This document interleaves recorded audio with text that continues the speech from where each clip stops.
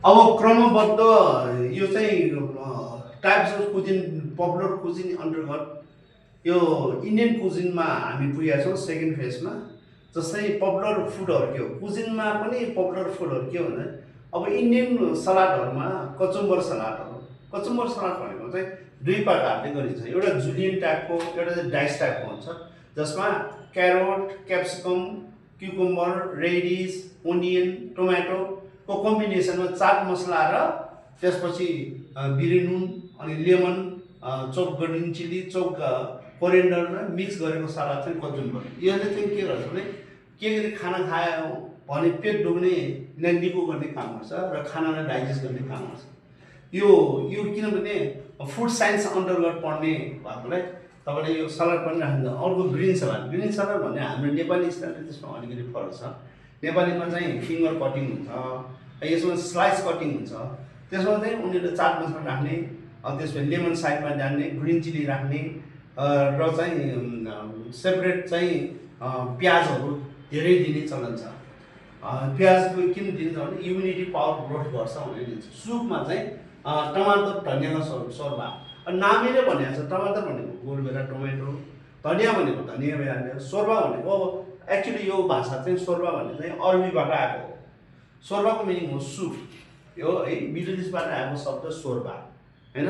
उनीहरूले सुपलाई चाहिँ अरबीहरूले सोर्बा भन्छ है। त्यसमा मुर्गी तानी सुप भने यो चाहिँ नेसनल सुप हो, यो चाहिँ इन्डियामा सबैले चल्ने सुप हो। अब यही सुप दुई प्रकार छ, अरू पनि सुप हुन्छ, दालको सुपमा पनि हुन्छ, मुर्गी तानी सुपको सँगै अरू पनि हुन्छ। तर हामीले मेनलाई फोकस गरेर चाट।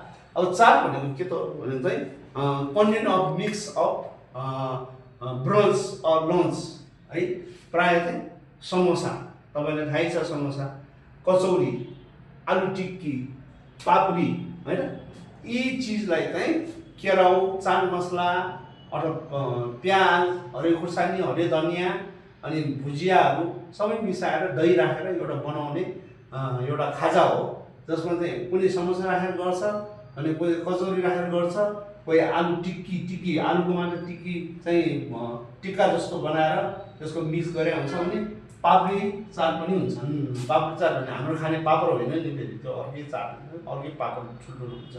अनि यो सबै मिक्स गरेर दियो भने मिक्स चाट भन्छन्। यो प्रायः ब्रन्च खाजाहरूलाई र टिफिनमा पनि प्रयोग गर्छ, प्रायः दिउँसो खाने चलन हुन्छ। अनि अब यही अन्तर्गत इन्डियन खानाको अन्तर्गतमा हामी ब्रेकफास्टमा जाउँ। ब्रेकफास्टमा एकदम पपुलर पुरी भाजी, छोले भटुरा, इडली डोसा। अब पुरी भाजी भनेको के भने पुरी भने सानो सानो गहुँको पिठोबाट बन्ने डिप फ्राई गरेको चाहिँ पुरी भाजी भयो होइन। पुरी भनेको त्यो भयो, भाजी भनेको आलु र केराउको चाहिँ झोल तरकारी। छोले भनेको के हो भने छोले भनेको चना, सेतो केरा काबुली चनालाई चाहिँ बाक्लो गरी बनाएको हुन्छ। र भटुरा भनेको के हो भनेको मैदाबाट बन्ने फुलेको ठुलो रोटीलाई चाहिँ भटुरा भन्छ। इडली डोसा यो चाहिँ साउथ इन्डियनमा। यो सँगै तपाईँले के पनि ब्रेकफास्ट दिन्छ भने पराठा है, पराठा प्रायः चल्ने चाहिँ ब्रेकफास्ट चाहिँ आलु पराठा। यो आलु पराठा यिनीहरू आलु पराठासँगै फेरि दही दिन्छ, उल्यो दही। यो ब्रेकफास्टमा प्रयोग हुने चाहिँ एउटा चाहिँ ब्रेकफास्टमा प्रयोग हुने यो इन्डियन खाना, इन्डियन कुजिनहरू। अब मेन कोर्समा बेस भने यो बेगर खाना नमिल्ने, बेस भने मुख्य खाना। जस्तै राइससँग बने पिस पुलाउहरू, मसला पुलाउहरू, काश्मिरी पुलाउहरू, अनि राइस मात्र। रोटीसँग भने सुक्खा रोटी, तावा रोटी, पराठाहरू हुन्छ भने तन्दुरसँग रिलेटेड रोटी, तन्दुरी रोटी होइन। अरू नानहरू हुन्छ, नान पनि धेरै प्रकार छ, किमा नान छ होइन, आलु नान छ, त्यसपछि लच्छा पराठाहरू छ, लच्छा नानहरू छ।